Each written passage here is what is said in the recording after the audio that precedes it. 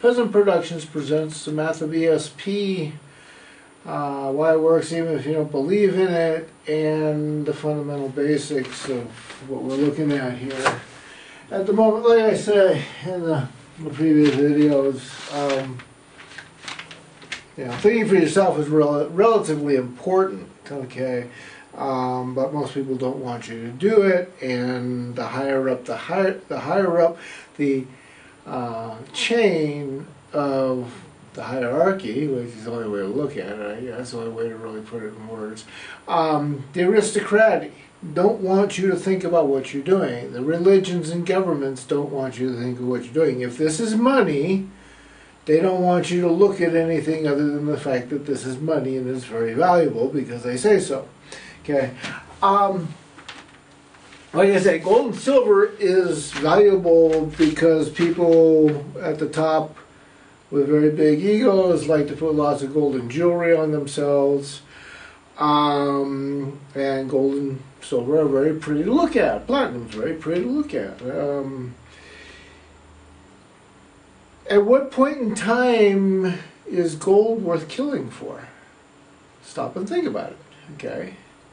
You can't eat it, you can't drink it, you can't grow anything in it. Okay, it's a element of earth, but gold itself lacks anything to grow in. Okay, a piece of dirt that you can grow in has a whole heck of a lot of stuff in it. Okay, it doesn't have just one thing. That's why United States corporation chemical farming is so disastrous. Okay, they think that they only have to throw 1 or 2 chemicals on the ground and everything is fine. They don't want to listen to the organic farmers about the fact that there's all kinds of micronutrients in stuff. Okay.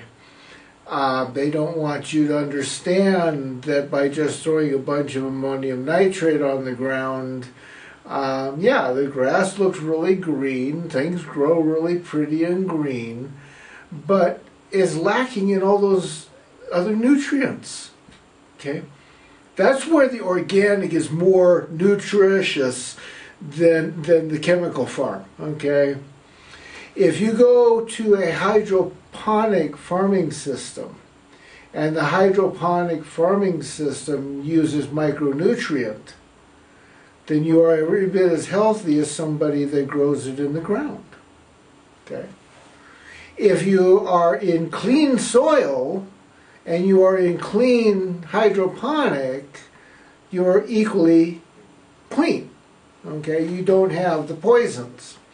Now, neither one of those has that ability to claim the cleanliness anymore because there's so much pollution in everything around the entire planet that if you look backwards through the history of it, you'll see that your United States government, your corporations, your English government, your French government, your Mexican, everybody everywhere is raising the amount of particles per thousand per million, in something that can, these particles can kill you. Well, it used to be you could only have 10 particles. Well, now we're going to let it be 100. They don't have any choice. They have to let it be that high because it's actually quite a bit higher than that, and it's very deadly. And it's everywhere, and it's in everything you do. And like I point out with Fukushima and the radiation, okay, and yes, I'm well aware there's a bunch of stupid farts running around trying to say Fukushima doesn't exist, and it didn't happen. And the biggest laugh that I have is most of those people tell a very simple story. All the nuclear fuel was taken out the day before. They were shut down and taken out the day before. Go read operating procedures of a nuclear reactor. The nuclear reactor takes about 2 weeks to cool off before you can even begin to remove the fuel from a nuclear reactor. 2 freaking weeks, folks. There's no way these idiots and morons running around saying Fukushima didn't happen because everybody knew there was going to be a quake the next day, so they turned off all the reactors and took all the fuel out real quick.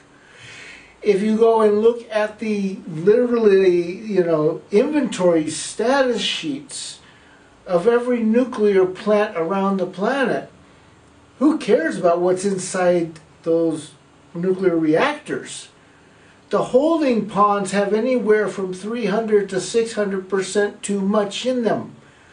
A cooling pond is all of the dead waste material that they have to let sit there for about 5 to 10 years before they can put it in a 50-gallon barrel, seal, poured in with cement and, wrapped in more steel and cement and thrown into the bottom of the ocean, where it lasts about 30 to 35, maybe 40 years before it starts leaking. Now, we have been dumping 55-gallon barrel drums into the oceans for, I believe, about 85 to 90 years now. Okay? The nuclear reactor stuff, the nuclear fuel was around a little bit before World War II. Okay? So, 1940 is 60, maybe, okay, fine, maybe only 70 years, almost 80 years here, okay? Twice as long as those containers were meant to hold anything. But we don't talk about that. No, that's all fake news. That's all fake news.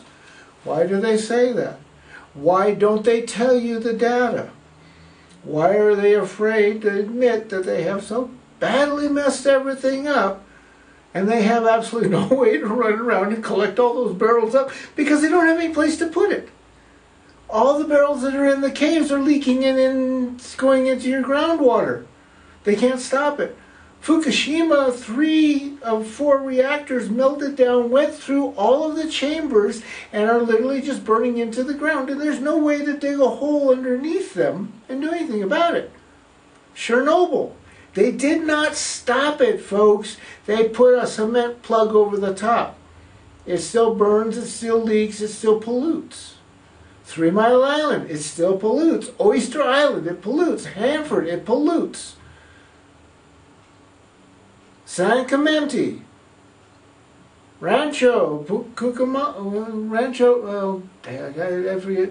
The one up by Sacramento, okay, Rancho Seco, okay, it pollutes, and it has 300 to 400% too much fuel in its cooling ponds.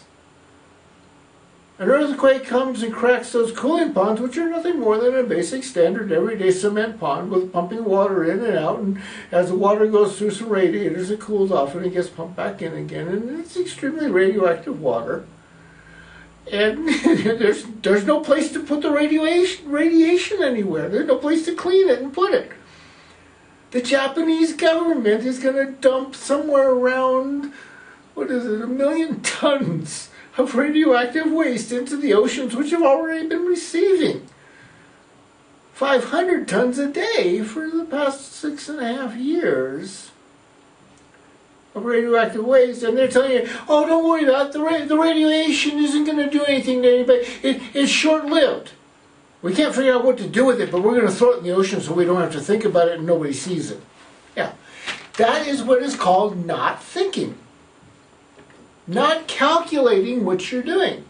You're polluting your food chain and your entire environmental system because the Pacific Ocean is directly connected to the Atlantic Ocean and directly connected to the Indian Ocean, the Arctic Ocean, and the Antarctic Ocean.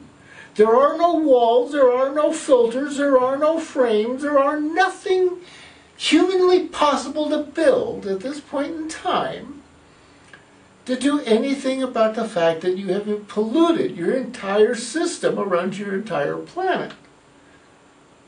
We don't need to think about this. It'll be for our children to worry about. Tesla. I forget exactly when he did it. I have to go look at the meme on it. But he had a plaque made up that says, "You will live to see horrors beyond your imagination." Have we not actually entered into that realm? Revelations. Okay? And every other religion preaches that everybody's got to die, so we can only us little people can go to heaven.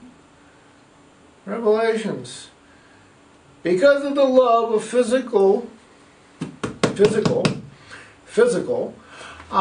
of the love of the physical realm and the physical world and the physical pleasure of life, humans will pollute themselves, poison themselves, kill themselves, create wars of unfathomable, god-awful, stages of being and such. And like I said, 90% of your planet worships that, so they are putting out this energy that hell and damnation has to come. What did I say here? Where that energy is put out is where it goes. See how simple the math is? If you think you're going to fail, you fail. If you think everybody has to die so that you can go to heaven, and the only way you get to go to heaven is you also die, and you have no proof a heaven exists, and what's worse is, like I pointed out, that what you believe heaven is going to be different than the guy sitting next to you. It's going to be different than your son, your daughter, your wife, your cousin, your brother, your aunt, your uncle. You all got different ideas, so you cannot have a single heaven. It can't exist. But you are all putting out the energy that you all have to cease existing to get there. So yeah, you will kill each other for gold and silver. You will murder each other for land that you cannot own because you do not own it. It was granted you by the gods to live on. You were stewards of the planet, not owners of a planet. And either way you look at it, you still have done a terribly bad job of doing anything. And you're still running around screaming that it's the other guy's fault. You won't face the facts, which are very simple to look at, that absolutely everybody everywhere is in some way, shape, or form involved. Even me, I'm sure there's probably something I missed somewhere that I could have done to turn this whole friggin' planet around on a dime and fix it. And I am still to this day looking for some kind of friggin' miracle that I can have performed or get performed or somebody can do that might fix something so that, so that a few of you arrogant humans actually live and survive. So I'm still thinking, and I'm still trying, and I'm still wondering about it. And I don't have the illusion that gold and silver is so wonderful and powerful that it is there. On the other hand, I do have to pay bills. So I do my jobs, do my work, try and raise money, try and make money, try and pay for stuff, spend a little here and there, collect a little here and there. I'm not arguing against the idea of money, folks. I'm arguing about the idea of you are so gung-ho about it that you actually think there is something more important about having money than there is anything important about having a life. And that is why it is very important to learn to think for yourself. Because then you don't have to listen to me. You simply turn around, walk out your door, and look at your world and look at what you're doing. And you start thinking about it. And wow, as Gandhi said, you might be the change you want to see in the world instead of expecting somebody else to come do it for you.